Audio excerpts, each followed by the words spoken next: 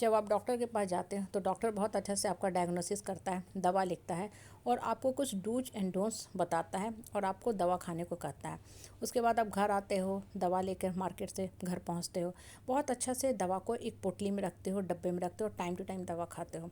अब देखो, दवा खाने के क्रम में आपको जो है दवा को नियमित रूप से खाना है, डूज एंड डोंट्स को फॉलो करना है, कुछ योगा प्राणायाम मेडिटेशन वो भी करना है। साथ के साथ डॉक्टर साइड में बताता है स्ट्रेस एंगर एंजाइटी मत लीजिए, टेक इट इजी, लाइफ बहुत सुंदर है, लाइफ के बारे में बहुत ज़्यादा मत सोचिए। मतलब वो आपको हाइपर थिंकिंग ओवर थिंकिंग से भी बचने को कहता है। दवा के साथ बहुत सी ज्ञान की भी बातें डॉक्टर आपको बताता है। ये तो ही डॉक्टर का रोल। अब शुरू होता है आपका रोल।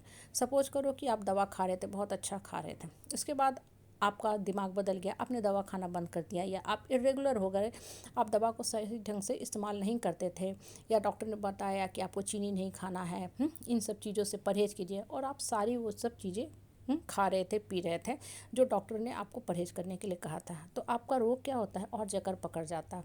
अब आप क्या करोगे? डॉक्टर के पास जाकर डॉक्टर से फाइट करोगे, डॉक्टर की डिग्री का पोस्टमार्टम करोगे कि डॉक्टर बेकार है, डॉक्टर को नहीं आता है, डॉक्टर ने सही ढंग से मेरा ट्रीटमेंट नहीं किया इसलिए हम और बीमार हो गए। नहीं, एक मूर्ख नहीं, महामूर्ख आदमी ही ऐसा कर सकता है। आपका काम क्या है? वहाँ पे बैठ के एनालिसिस करना, ये देखना कि ये दवा हमारे ऊपर क्यों काम नहीं कर रहा, क्या हमने गलती की। तब आपको पता चलेगा कि डॉक्टर ने आपको क्या क्या बताया था। दवा का एक रेगुलर इंटरवल दिया था, ऐसे खाना है, इन सब चीज़ों से बचना है।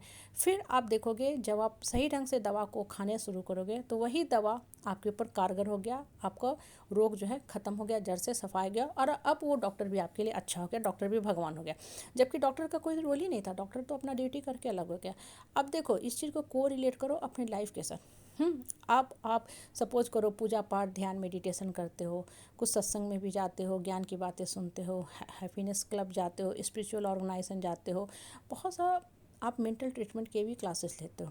आप वहाँ जाते हो, आपको अच्छा लगता है, बहुत अच्छा लगता है। टाइम टू टाइम जाना भी चाहिए। मन के अंदर जो नकारात्मक सोच जकड़े पकड़े रहते हैं ना, जिसमें इंसान बरसों से उलझा रहता है, हल नहीं निकाल पाता है, वहाँ जाने से वो सब का भी सफाया हो जाता है। मतलब जड़ से समूल फ्लश हो जाता है वो सारे नकारात्मक थॉट्स।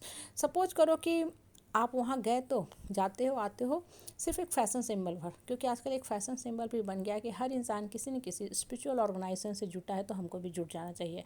अब वहाँ की जो बातें हैं, सपोज करो आपके ऊपर काम नहीं कर रहा है या किसी गुरु ने ही, किसी मेंटर ने आपको कुछ ज्ञान की बातें बताई, कोई साइकोलॉजिस्ट ही बताता है, आप उसको सही ढंग से फॉलो नहीं कर रहे हो, तो यहाँ दोष किसका है? आपका दोष है कि बताने वाले का दोष है या उस हैप्पीनेस क्लब या स्पिरिचुअल ऑर्गेनाइजेशन का दोष है? वो क्या गलत आपको शिक्षा दे रहे हैं? नहीं, वो अपना काम कर रहे हैं। हर इंसान का धरती पे अपना एक रूल होता है, ड्यूटी होता है, उसको परफॉर्म करता है। वो इंसान अपना काम कर रहा है और आपको अपना काम कर रहा है। आपने सही ढंग से उस चीज़ को फॉलो नहीं किया, आपने थॉट्स को कंट्रोल करना नहीं सीखा। बहुत सी चीज़ बताया जाता है, माइंड को कैसे कंट्रोल किया जाता है। तो होता क्या है कि आपका जो मानसिक थॉट्स है ना, मानसिक जो नकारात्मक थॉट्स है, इमोशन है, वो भी जकड़ता पकड़ता जाता है और आपकी दिमागी स्थिति और भी ख़राब हो जाती है। तो यहाँ भी दोष किसका है? आप उस ऑर्गेनाइजेशन से, जो साइकोलॉजिस्ट है, जो मेंटर है, उससे जाके लड़ोगे, उसके बारे में अपशब्द बोलोगे या चुपचाप बैठोगे, अकेले बैठोगे, अपना एनालिसिस करोगे, अपना डॉक्टर। अब आपको खुद बनना है, वैद्य बनना है, चिकित्सक बनना है और सेल्फ एनालिसिस करना है कि क्या मैं पॉइंट बाय पॉइंट फॉलो कर रहा हूँ।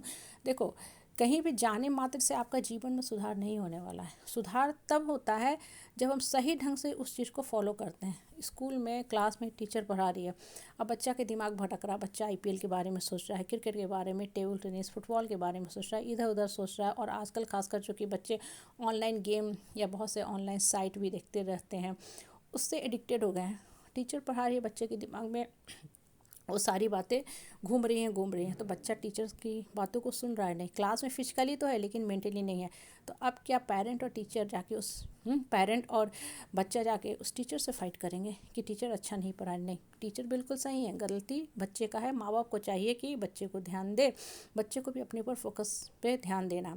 अब देखिए, जो सारी बातों का सार्थ क्या है, तथ्य क्या है कि लाइफ में आपको अपने ऊपर काम करना है, अपना गुरु खुद बनना है, अपना एनालिसिस खुद करना है कि क्यों मेरे जीवन में कुछ गलत हो रहा है।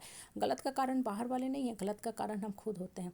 हम अपने थॉट्स को कंट्रोल नहीं कर पाते, माइंड को सही दिशा में नहीं लेके चल पाते हैं, तो जीवन में उलझन होता है।